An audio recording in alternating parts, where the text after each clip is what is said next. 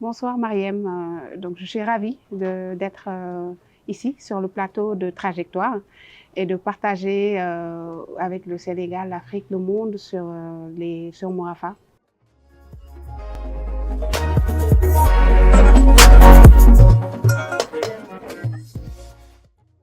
Mourafa est une marque de vêtements et d'accessoires made in Africa et ça a été créé depuis dans les années 2015.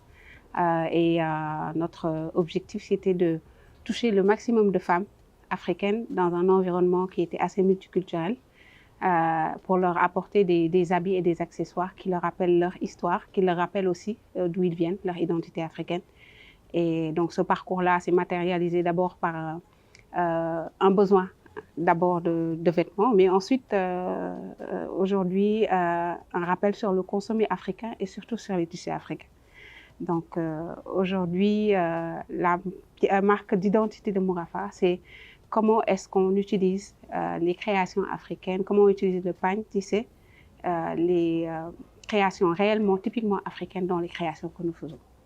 Voilà, donc Mourafa est cette marque qui a fait son évolution de 2015 à aujourd'hui, avec beaucoup de parcours ici au Sénégal, en Afrique, mais aussi hors du Sénégal, à travers des créations que nous avons faites, à travers aussi des événements que nous avons créés dans notre rooftop et aussi un espace dédié hors de Dakar où nous partageons avec d'autres jeunes sur des plans, sur des formations.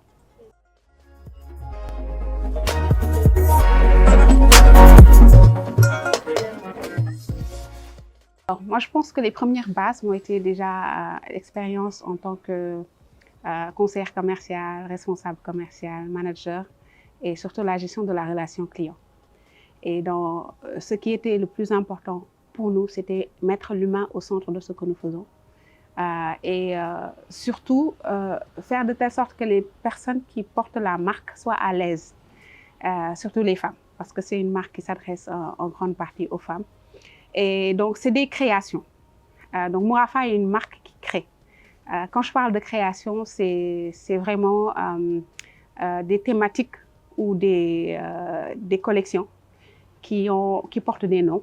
Je vous donne des créations, des collections qu'on a faites depuis 2015, Ebenita, Bouctou, qui parle de Tombouctou. On a fait des collections qui parlent un peu du Sénégal et surtout des collections où on reflète et où on met en valeur surtout les pagnes traditionnels globalement, que ce soit le pagne tissé, que ce soit le faso d'Anfani, que ce soit le bogolan, que ce soit le lépi, pour montrer qu'en fait, que les créations africaines, c'est pas juste le Sénégal, c'est pas juste un pays, mais c'est toute l'Afrique. Donc aujourd'hui, on s'intéresse à l'habillement, mais aussi c'est une marque qui fait de la maroquinerie. Donc nous proposons des accessoires avec des pagnes traditionnelles, en pagne tissé, en bogolan ou en façon d'Anfani, des sacs porte-bagages qu'on met pour aller au travail, pour des sacs de tous les jours, des sacs pour les voyages. Des sacs en cuir aussi. Et autour de cette marque aussi, nous mettons en avant les artisans avec qui nous travaillons, qui sont une pierre angulaire de ce que nous faisons, parce qu'on pense que aujourd'hui, un produit, c'est aussi une histoire qui est racontée à travers la main qu'il a fait. Donc ce travail à la main est très important dans les créations que nous faisons. Et notre plaidoyer aussi, c'est de le valoriser, de le partager avec les personnes qui sont passionnées et qui connaissent aussi l'importance de l'unicité et de l'authenticité des créations.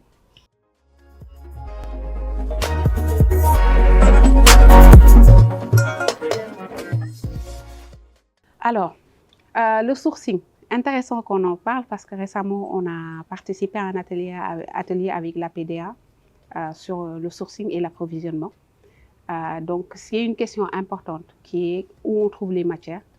Et donc aujourd'hui, nous, les matières premières que nous utilisons, c'est des tissus locaux, des tissus qui sont sur le marché, mais aussi nous achetons nos produits dans la sous-région, surtout le Burkina, la Côte d'Ivoire. Et c'est l'occasion de saluer une de mes premières partenaires qui s'appelle Mamsek, As d'Afrique, qui souvent à travers ses voyages nous fournit en tissu. On s'approvisionne aussi dans les marchés, quand il y a des grands marchés ici au Sénégal, les foires, où on s'approvisionne en quantité sur les pagnes traditionnelles. On a eu l'occasion aussi de participer à des salons, comme le CITA, le Salon international sur le textile africain. Et on a aussi participé à des foires ici sur la valorisation du pagne traditionnel, le pagne africain. Et donc, c'est à travers ces événements-là qu'on se source et qu'on achète les pagnes tissées. Mais on aimerait, moi, mon plus grand rêve, c'est qu'il y ait un marché permanent dans tous les pays d'Afrique. On pourrait s'approvisionner de manière très facile sur les pagnes traditionnelles et pouvoir les avoir à un très bon prix et qu'on l'utilise au maximum, surtout dans les accessoires. Parce que le plus grand enjeu actuellement, c'est la quantité. On sait que 70% des pagnes, on consomme 70%, on exporte 70% de tissus en Afrique, alors que donc on n'utilise que 30% de tissus traditionnels. Ce qui veut dire qu'aujourd'hui, les enjeux, c'est comment faire de telle sorte que les pagnes traditionnelles soient utilisées en grande quantité, parce qu'on connaît la qualité. Et nous, notre enjeu, c'est vraiment de les mettre en avant sur les tissus et les créations que nous faisons, mais aussi de les mettre en avant sur les accessoires pour que les gens puissent aussi l'utiliser de manière très simple.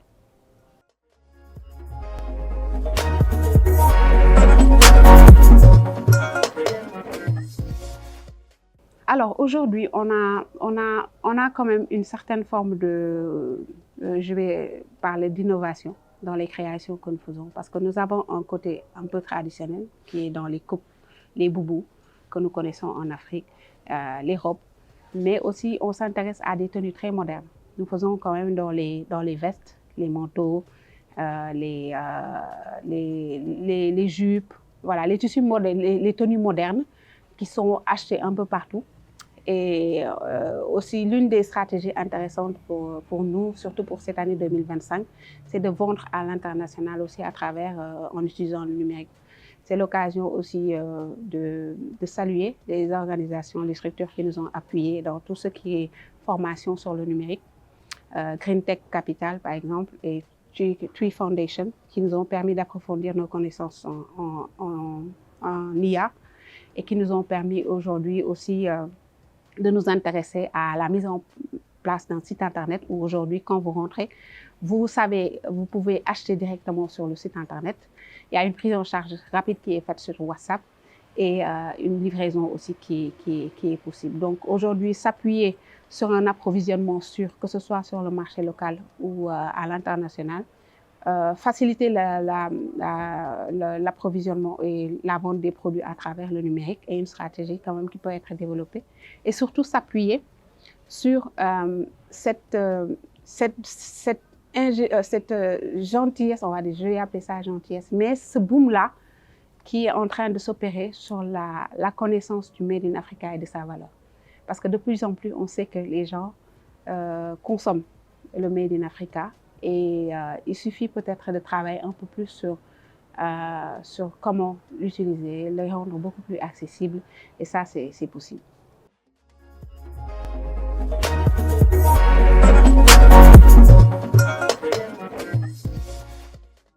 Alors, je ne sais pas si c'est du militantisme ou c'est plus de la passion, mais c'est une conviction et une vision plutôt de la marque, qui est une marque, on va dire, sociale et solidaire. On fait attention aux produits qu'on utilise, on fait attention aux personnes qui les consomment, qui ne sont pas seulement des clients finaux, mais des personnes qui sont passionnées. Et on fait attention aux personnes qui travaillent avec nous. Et quand on a une attention particulière sur ces trois choses-là, cela veut dire qu'on s'ouvre à d'autres horizons. Et on parlait tout à l'heure d'espace d'expression qui fait que ce n'est pas juste nous. En fait, quand on vend aussi, on pense à l'autre parce que nous, quand nous créons, nous ne consommons pas le produit, c'est l'autre qui consomme le produit.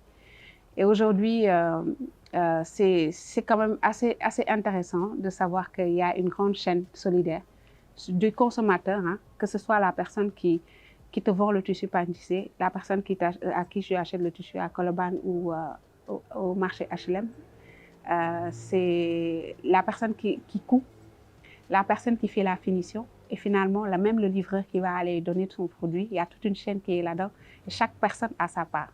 Ce qui veut dire que le produit, ne serait-ce qu'avant même l'histoire que tu racontes, il passe par plusieurs mains. C'est pour cela que c'est à notre niveau intéressant de parler de chaîne solidaire. C'est pour cela que c'est intéressant aussi de dire qu'aujourd'hui, il y a un grand marché sur le Made in Africa. C'est pas seulement moi, c'est pas seulement les grands créateurs, c'est un marché énorme de richesse qui pourrait s'ouvrir à beaucoup de jeunes. Il suffit juste d'ouvrir les yeux en se disant pas que tout est là, mais de créer les choses. Donc l'innovation, la création sont des leviers. Et ça passe par la prise de conscience. Et d'un autre côté aussi, Mourafa s'intéresse à comment est-ce qu'on véhicule ensemble les idées, comment créer de la valeur, comment à partir de ce que nous avons, nous pouvons créer des choses. Nous nous sommes intéressés, nous avons fait ici beaucoup de marchés éco-responsables. Quand je parle d'éco-responsabilité, on fait aujourd'hui appel au recyclage. Quand vous parlez tout à l'heure de bio, on a fait un marché éco-responsable ici où il n'y a que les créateurs qui font attention à l'origine de leurs produits au Made in Africa qui étaient là. On a fait des troc parties ici, où c'est le troc party, un concept où aujourd'hui on met plusieurs personnes mettent des habits, des accessoires qu'ils n'utilisent plus, et d'autres, on ramène d'autres et ramènent ce qu'ils veulent. Et le reste, on le donne à des associations sous forme de dons. Donc, c'est des nouveaux concepts, c'est des concepts qui existent ailleurs et qui sont très intéressants, qu'on devrait remettre à neuf et qui ne coûtent pas cher. Donc, aujourd'hui, il faut recréer les modes de consommation. Le recyclage en fait partie, les trocs en font partie, les marchés créateurs réguliers en font partie. Donc, pour moi, c'est une grande niche, tout ce qui est création et habillement, textile africain. Et il y a à boire et à manger, comme on peut dire.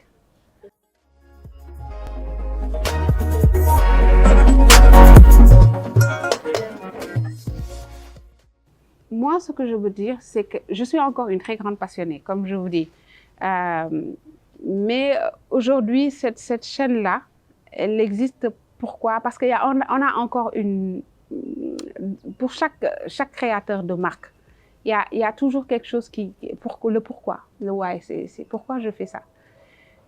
À quoi est-ce que tu réponds? Quel besoin tu réponds? Et ces questions-là, elles sont essentielles pour toute personne, en tout cas, qui veut se lever pour créer, en tout cas, une entreprise. Aujourd'hui, on crée une marque pour des personnes qui sont passionnées. On ne fait pas 250 ou 500 exemplaires. Mais c'est des gens qui viennent et qui reviennent parce qu'ils trouvent qu'il y a l'habit ou l'accessoire qu'ils achètent est assez particulière et singulière. Et ça, c'est un cachet, c'est une identité. Et ça a toute sa place. Et aujourd'hui, il faut qu'on le revendique en Afrique. La création, elle a son coût, elle a son intérêt. On n'est pas forcément obligé de tomber dans l'industrialisation. Si aujourd'hui, tu te sens bien dans le Made in Africa en créant des collections uniques, mais fais-le, parce que c'est ça ton identité. Après, aujourd'hui, si tu veux créer une chaîne de valeur pour avoir beaucoup d'argent et créer des emplois aussi, c'est ton droit, fais-le.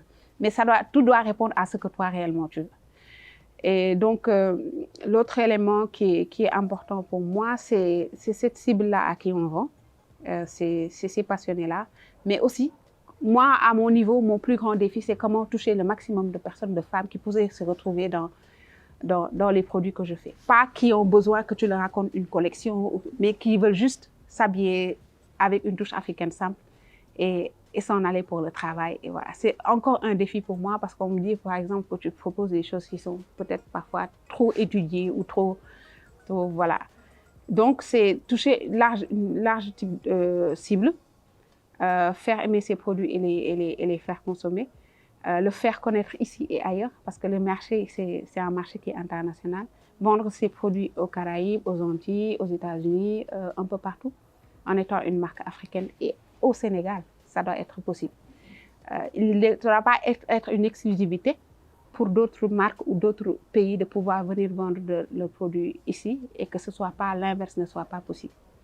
Donc aujourd'hui, les enjeux sont énormes en termes de Made in Africa, de consommer local. Et pour Mourafa, on est en train de faire des pas aussi vers les entreprises parce que depuis 2018, nous avons commencé à proposer des produits aux entreprises. Parce qu'aujourd'hui, imaginez tout simplement une entreprise qui a besoin de cadeaux pour ses employés ou qui a besoin aujourd'hui d'agenda pour la fin de l'année, elle n'est pas obligée de faire 500 000 exemplaires à commander en Chine. Pourquoi pas une entreprise africaine qui est là ne pourrait pas lui proposer avec une touche africaine? Donc ça, c'est ces questions-là qu'on devrait se poser. Comment est-ce que nous, on pourrait répondre aux besoins d'entreprises qui sont là en étant ici même au Sénégal? C'est ces vraies questions-là. Pourquoi on n'est pas obligé d'exporter à 100% certains produits pour répondre à nos propres besoins? Donc ces questions-là sont là. Et c'est pas seulement individuel, c'est pas juste ma marque moi, mais penser collectif. Comment est-ce que une marque comme KB Upcycling, comment moi, ma marque Mourafa, comment aujourd'hui on peut s'associer pour pouvoir répondre à des besoins et aller exporter nos produits? Ça, c'est des questionnements. Et ça, on a besoin d'appui.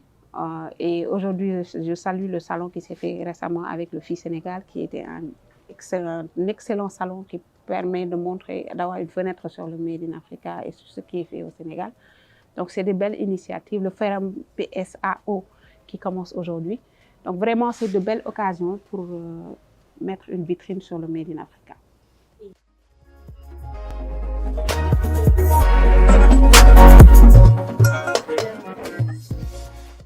Je dirais peut-être que c'est une conséquence naturelle. Pourquoi? Je vous ai parlé on a créé ici l'espace de partage déjà avec beaucoup de cibles africaines, des gens qui venaient d'un peu partout en Afrique avec qui je travaillais, pour montrer un peu ce qui se passe aussi dans leur pays. Aujourd'hui, pour moi, il y a carrément une vision derrière la marque qui fait qu'on n'est pas obligé de copier des modèles venant d'ailleurs. Il faut vraiment, pour moi, le plus grand défi, c'est de trouver son identité de marque et de vraiment être aligné par rapport à ce qu'on vend et de ce qu'on veut. Et je fais appel aussi à tous les créateurs parce que c'est important. Aujourd'hui, tu peux voir quelqu'un qui vend beaucoup avec un chiffre d'affaires très intéressant, mais l'idée, c'est pas peut-être forcément de faire comme elle, mais de trouver la bonne formule qui vous correspond. Voilà, donc pour moi, l'alignement est très important, les valeurs sont importantes, le partage est important. Et donc Mourafa reste cette marque encore très africaine, ancrée sur les valeurs et qui aussi s'ouvre vers le monde à travers le numérique, mais à travers des personnes comme vous qui nous donnez un peu une tribune pour parler de nos passions.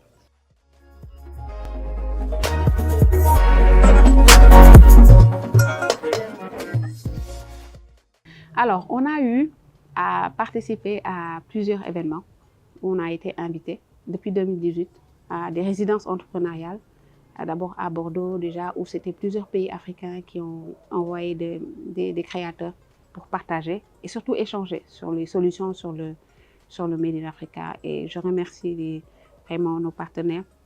Nous avons aussi, au-delà du Sénégal, participé à un programme qui s'appelle Africa is Calling You, qui est un des programmes pionniers chez nous qui nous ont permis vraiment de partager avec d'autres entrepreneurs. Nous participons depuis, on va dire 5 à 6 ans, à des marchés créateurs. Je vous disais tout à l'heure qu'une marque qui a son identité est importante parce que ça lui donne un cachet. Et les marchés créateurs sont des marchés où c'est que des entreprises qui viennent montrer leurs créations. Et souvent, c'est des créations uniques. Et les marchés créateurs où on a participé récemment, c'était à Aix-en-Provence. On a pu montrer les créations que nous faisons avec Mourafa. Et c'est des marchés réguliers où tu peux aller et proposer tes produits et t'ouvrir aussi à d'autres partenaires. D'accord. Donc pour cette année-là, 2026, notre objectif, c'est vraiment aujourd'hui trouver un ancrage, pas seulement en Europe, mais aller aussi dans d'autres types de pays où on pourrait proposer ces produits. Mais aussi vraiment faire connaître un peu plus la marque ici au Sénégal à travers en utilisant le site internet qui est déjà actuellement en ligne où vous pouvez trouver tous nos produits. Et un catalogue aussi qui est disponible pour les entreprises parce que nous allons vers la fin de l'année et nous avons des produits qui sont spécialement faits pour les entreprises, pour les cadeaux de fin d'année, pour les particuliers aussi et le personnel. Donc aujourd'hui, c'est s'appuyer sur le numérique, c'est continuer à ces réseaux de partage dans lesquels on est déjà, parce que on va dire de 2015 à 2025, j'ai eu à être dans beaucoup d'organisations qui sont des organisations où c'est des personnes qui partagent les mêmes valeurs. Et dans ces organisations-là, c'est des personnes ressources. C'est des personnes qui viennent à toi parce qu'ils partagent les mêmes choses, ils viennent acheter chez toi, ils soutiennent. Et c'est des personnes qui sont incontournables pour moi, parce que ils deviennent même le socle de ta marque. Pareil pour les organisations qui soutiennent, comme aujourd'hui, moi, comme Dem m'a beaucoup appuyé sur la stratégie pour définir la marque. Aussi pour les projets complémentaires. Je vous parlais tout à l'heure de Sunulab. C'est aujourd'hui comment on pense passer de l'étape de création de marque à l'étape de transmission à travers des partages avec Artilab, qui est un programme où on a pu faire des formations avec USAID, avec d'autres, pour booster les femmes sur comment entreprendre. Donc, c'est vraiment une vision continue de création, identité de marque, ouverture, mais aussi transmission. Donc, il y a aujourd'hui la stratégie sur le numérique qui est incontournable, parce qu'aujourd'hui, il faut être présent sur le numérique, mais surtout s'ancrer sur les propres forces à travers les organisations dans lesquelles on est, nos réseaux d'amis, nos parents, nos amis. Et donc, ça peut être un bon levier pour pouvoir développer sa marque.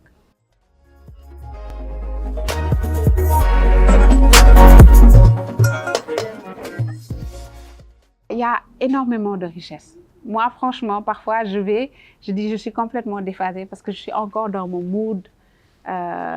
Mais c'est un secteur en très grande croissance. Moi, ce que je dis, c'est que je parlais tout à l'heure d'identité, qui est quelque chose de très important. Pourquoi on fait ce qu'on fait et pourquoi créer? Moi, je dirais que c'est pour les créateurs, que ce soit ceux qui sont de ma génération, pour les nouveaux, travailler sur l'identité de marque. C'est extrêmement important. Éviter peut-être de faire exactement la même chose, peut-être copier-coller. Et moi, ma conviction, c'est que c'est pas juste un habit, mais c'est quelque chose qu'on partage. Une fois que tu livres à la personne qu'elle part, une cliente qui t'appelle pour te dire « je suis vraiment heureuse d'avoir porté ton habit », ça n'a pas de prix. Et c'est des retours qu'on a parfois qui font que, mais on se dit ben, demain je casse tout, je vais y arriver. Tu vois. Et c'est chercher la satisfaction à tout prix de cette personne, pas vendre pour vendre et un produit justement. On fait même attention, comme je vous parlais tout à l'heure du bio et de l'écologie, on sert, dans tous les packaging qu'on a, on est dans l'éco-responsabilité, aussi bien dans la production que dans la vente. Les packaging qu'on fait, soit c'est en tissu ou c'est en papier craft, où on fait attention à ce qu'on donne.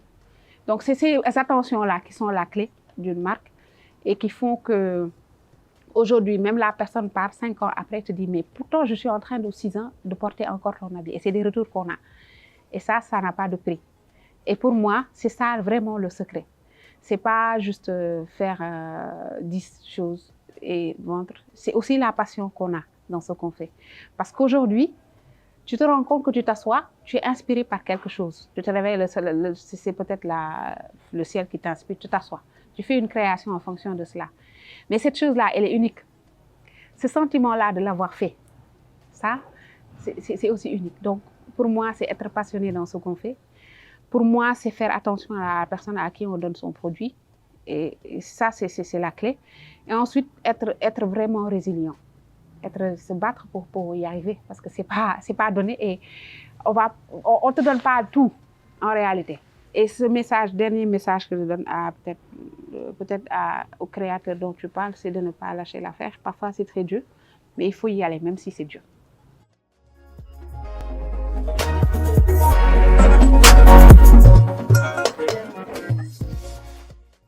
Alors, il y a des jours où on se réveille où on n'a pas de vente du tout. Et on peut se réveiller où on nous confie un marché de cartables, de sacs, de t-shirts ou voilà, c'est haut et c'est bas. Mais c'est aujourd'hui, c'est quand même prendre le temps de s'organiser. Ça, c'est la clé, et de se projeter. Parce qu'aujourd'hui, tu ne peux pas aller dans un métier en te disant j'y vais comme ça à tête, voilà, sans réfléchir. Donc la réflexion, elle est la base de tout ce qu'on fait et les projections qui sont importantes. Après, la foi. réflexion, vision et la foi dans ce qu'on fait, la foi en Dieu. Donc pour moi, c'est ça. Et après tout le reste, franchement, quand on a une conscience très simple, qu'on a fait ce qu'on a à faire, le reste, franchement, c'est pas important.